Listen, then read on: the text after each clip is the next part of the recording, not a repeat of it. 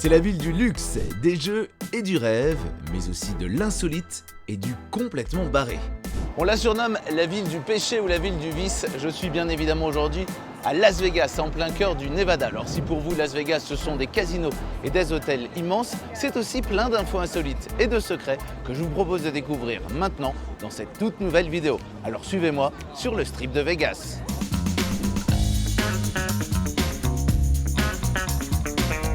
Las Vegas, c'est avant tout le Strip, ce grand boulevard mythique où les hôtels casinos se suivent et ne se ressemblent pas. Et le tout premier de cette longue lignée, c'est le Flamingo. Ouvert en 1946, ce casino a été fondé par un gangster, et oui, Bugsy Siegel, un mafieux au budget incontrôlable. Problème, le jour de l'inauguration, les travaux ne sont pas finis. La pluie s'invite, les ampoules grillent et les problèmes s'enchaînent. Et quelques mois plus tard, Bugsy est assassiné. Son meurtre restera jusqu'à aujourd'hui non résolu. Mais le Flamingo, lui, survit et il devient la première pierre du Las Vegas légendaire qu'on connaît aujourd'hui. Et d'ailleurs, Las Vegas aujourd'hui, c'est 150 casinos dans toute la ville, dont 60 rien que sur le Strip. Il y aurait plus de 60 000 machines à sous qui clignotent nuit et jour, sans parler des centaines de milliers de chambres d'hôtel prêtes à accueillir les joueurs du monde entier. Las Vegas, c'est littéralement un parc d'attractions pour adultes, où tu peux faire le tour du monde sans quitter le désert. Paris, Venise, New York, Luxor, chaque casino recrée un lieu mythique. Et ce n'est pas qu'un décor. Son, lumière, parfum, tout est pensé pour que ton cerveau y croie. Le but, que tu joues, que tu dépenses, encore et encore.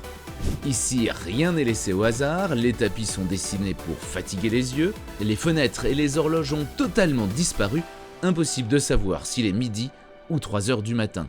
Et chaque digne de jackpot est calibré pour faire exploser la dopamine. Même la couleur des murs a été étudiée pour provoquer des émotions précises.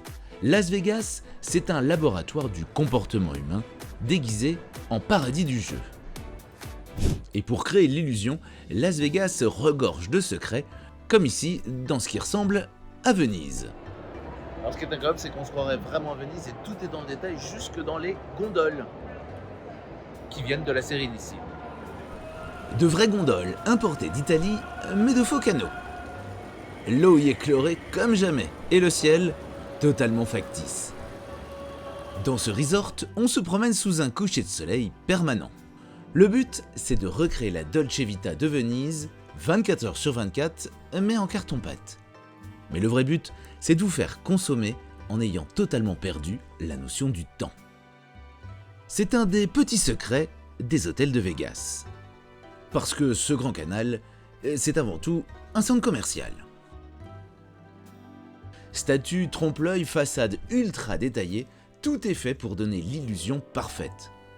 Ouvert en 1999, le Venetian est une réplique miniature de Venise jusque dans ses extérieurs. On y retrouve le pont du Rialto, le palais des Doges et même le fameux campanile. Mais ici, il ne mesure que 3 mètres de moins que l'original. Dans quelques instants, je vous révélerai les chiffres fous de la sphère et les coulisses cachées des grands casinos.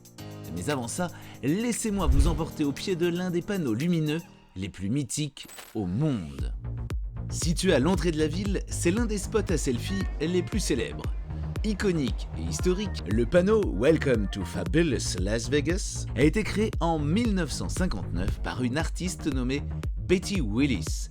Elle l'a offert à la ville, renonçant à tous ses droits d'auteur, un véritable cadeau à sa cité natale.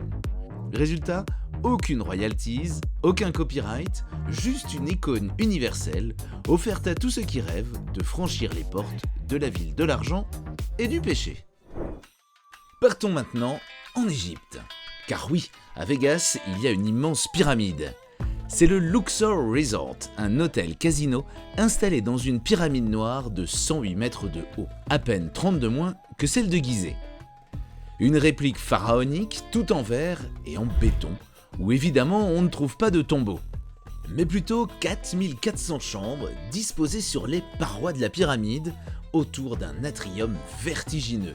C'est l'un des plus grands au monde. Mais derrière ce chef-d'œuvre pharaonique, il y a aussi quelques zones d'ombre. Pendant la construction, plusieurs ouvriers auraient trouvé la mort sur le chantier, tant les pentes étaient dangereuses. Et pour grimper les étages de la pyramide, les ascenseurs sont même inclinés à 39 degrés. Mais bien sûr, cette pyramide n'est pas qu'un hôtel, c'est aussi un casino. Bah oui, on est à Vegas. Et à Vegas, outre les jeux, le luxe et l'argent, c'est aussi la ville du spectacle, la ville des shows démesurés, là où les stars mondiales se produisent tous les soirs. Des stars, mais pas seulement, car le spectacle le plus populaire, lui, est fait de jets d'eau. Devant l'hôtel Bellagio, un immense lac artificiel de 3 hectares, soit l'équivalent tout de même de 4 terrains de football, rien que ça. Et bien ce lac abrite, tenez-vous bien, 1200 jets d'eau, capables de propulser l'eau jusqu'à 140 mètres de haut. Les fontaines dansent jour et nuit, au rythme de Sinatra, Céline Dion ou même Lady Gaga. Chaque chorégraphie est millimétrée, contrôlée par ordinateur et alimentée par un réseau de pompes surpuissantes cachées dans les décors. Mais le petit secret de cette immense piscine en plein désert, c'est que l'eau du Bellagio provient d'un ancien puits foré sous le complexe, à l'époque où se trouvait ici un terrain de golf. Ce puits alimente toujours le lac sans puiser dans les réserves d'eau potable de la ville. Une eau ensuite traitée, chlorée et recyclée en boucle pour que chaque goutte serve encore et encore. Et justement, savez-vous pourquoi Las Vegas s'appelle Las Vegas ? Las Vegas, ça signifie en français les prairies. Oui, les prairies en plein désert. Car avant le béton et les LED clignotantes, il y avait ici des sources naturelles. De l'eau, de la verdure, bref, un petit coin de paradis pour les cow-boys déshydratés. Et tout commence en 1905, quand le train entre Los Angeles et Salt Lake City s'arrête ici. Une simple halte, quelques saloons, un peu de poussière, mais toujours pas le moindre néon. Et il faudra attendre les années 30, avec le barrage Hoover et la légalisation du jeu, pour que Vegas devienne la ville du vice. Des ouvriers, des dollars et bientôt des jackpots. Et avant le strip qu'on connaît aujourd'hui, il y avait Fremont Street, le vrai cœur historique de Las Vegas. Des enseignes rétro, des néons clignotants et cette ambiance de western électrique. C'est d'ailleurs ici qu'a été installé le tout premier feu tricolore du Nevada et qu'ont brillé les tout premiers casinos. Et justement, pour faire clignoter tout ça jour et nuit, Vegas cache un grand secret. Une immense centrale solaire géante perdue en plein désert. Couverte de 173 500 miroirs contrôlés en 3 dimensions par ordinateur. Sa production annuelle couvre la consommation de 140 000 foyers. Elle devait fonctionner jusqu'en 2039, mais elle devrait fermer dès 2026. Car pas assez rentable et surtout pas si écolo qu'elle en a l'air. Chaque année, plus de 6 000 oiseaux sont littéralement brûlés vifs par la concentration des rayons solaires. Sans compter que la centrale consomme du gaz pour maintenir sa production. Bref, Las Vegas reste et restera toujours une aberration écologique pour une ville créée en plein désert. Mais ce n'est pas tout, il existe un autre Vegas, bien plus sombre. Sous le strip s'étendent plus de 300 km de tunnels d'évacuation d'eau de pluie. À l'origine, ces tunnels ont été creusés pour éviter que les rares mais violents orages du Nevada ne transforment la ville en rivière. Mais au fil du temps, ces galeries sont devenues le refuge de plus d'1 millier de sans-abri qu'on surnomme ici les Mall People, les gens taupes. La plupart d'entre eux sont d'anciens joueurs, des rêveurs venus tenter leur chance, mais qui ont tout perdu. Ils vivent aujourd'hui dans ces tunnels, sous les hôtels de luxe, dans un Vegas parallèle. Un secret que le Vegas scintillant du dessus préférerait sans doute garder dans le noir. Avant de vous dévoiler d'autres secrets sur Las Vegas, je vous propose de découvrir un autre épisode, cette fois à San Francisco, la ville des collines, des cable cars et des maisons colorées. Vous me suivrez dans des passages cachés, sur un pont mythique, et je vous révélerai des histoires insolites que même les locaux ignorent. Mais avant de traverser le pont du Golden Gate, restons un instant à Vegas, au royaume des copies, grandeur nature. À l'hôtel New York, New York, on trouve une immense statue de la liberté, fière comme sa grande sœur de Manhattan, mais près de 2 fois plus petite, avec ses 46 mètres de haut seulement. Petit détail amusant, en 2011, la Poste américaine a émis un timbre représentant la Statue de la Liberté. Sauf qu'ils se sont trompés. Au lieu de l'original de New York, ils ont pris comme modèle la réplique de Las Vegas. Une erreur monumentale, corrigée plus tard par des compensations financières énormes. Et dernier secret, Vegas ne s'arrête pas à une seule Statue de la Liberté. On trouve 4 répliques disséminées un peu partout dans Vegas. Et juste à côté du New York miniature, on peut changer de pays sans avoir besoin de passeport. Bienvenue à l'hôtel Paris Las Vegas, un hôtel casino inauguré en 1999. Et ici, on trouve une fausse tour Eiffel 2 fois plus petite que la vraie parisienne. Elle fait tout de même 165 mètres de haut. C'est la plus grande réplique de la Dame de Fer au monde. À Vegas, les poutres ont été ajustées au millimètre pour recréer l'effet du fer forgé français. Et détail amusant, le sommet de la tour ne se termine pas par une antenne comme à Paris, mais par un restaurant panoramique. Et la nuit, la tour brille avec plus de 5000 ampoules LED. Le chic à l'américaine. L'hôtel recrée une ambiance à la française, avec beaucoup plus de clim et un peu moins de pigeons. Quoique. Alors j'ai voulu faire comme tout le monde, tenter ma chance. On va jouer, hein. Et vous vous doutez bien que comme de nombreux joueurs, j'ai pas gagné. Ah bah non. Je suis en train de perdre. En revanche, ça peut vite rendre accro. Et si jamais vous en avez un peu marre des machines à sous, il y a quand même des petits panneaux. Alors faut les trouver parce qu'il n'y en a pas beaucoup pour vous dire d'arrêter, ou en tout cas pour essayer de résoudre le problème. Et si Paris, New York, Luxor, Venise et tous les autres ne suffisent pas, Vegas a aussi sa propre Rome antique.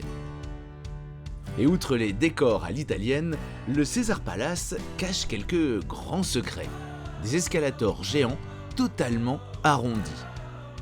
Ces escalators épousent les courbes gigantesques des halls. Chaque pas donne presque l'impression de se glisser dans un tableau antique avec statues et fresques à perte de vue. À Vegas, chaque pas est un voyage sensoriel, même quand il ne mène nulle part. Voici un magasin pas comme les autres. 4 étages entièrement dédiés à la petite confiserie la plus célèbre au monde, le M&M's. Des milliers de couleurs, du merchandising, des installations interactives, chaque visite devient un mini-spectacle. Et ici on peut même choisir ses M&M's et faire son paquet avec toutes les couleurs. C'est tout aussi rond qu'un M&M's et c'est parfait pour vous introduire l'attraction la plus spectaculaire de ces dernières années. La sphère de Las Vegas, c'est un ovni de 112 mètres de haut, 157 mètres de large et qui peut accueillir à l'intérieur 17 500 spectateurs. Mais à l'extérieur, c'est 1,2 million de diodes qui illuminent le ciel du Nevada nuit et jour, parfois montrant un œil géant, parfois une boule à facettes. La sphère, c'est la grande dernière folie de Vegas en matière de spectacle immersif. Car Las Vegas veut séduire un public toujours plus riche. Sur le strip de Vegas, on compte plus de 150 boutiques de luxe, Chanel, Dior, Vuitton, Cartier. Certaines marques ont même plusieurs magasins sur la même avenue. À l'hôtel Wynn par exemple, on trouve pas moins de 2 boutiques Louis Vuitton où il se vendrait plus de 10 000 sacs par an. Un véritable temple de consommation pour ceux qui ont encore quelques dollars à dépenser après avoir joué aux machines à sous. Car oui, vous l'aurez compris, à Vegas, les machines à sous sont partout, dans les halls d'hôtels, dans les casinos et même à l'aéroport. Et oui, à Vegas, le rêve et le jeu ne s'arrêtent jamais. Les lumières clignotent 24/24, ton cerveau reste en alerte permanente et toi aussi. Parce qu'à Vegas, même quand on prend l'avion, on reste toujours un peu à Vegas.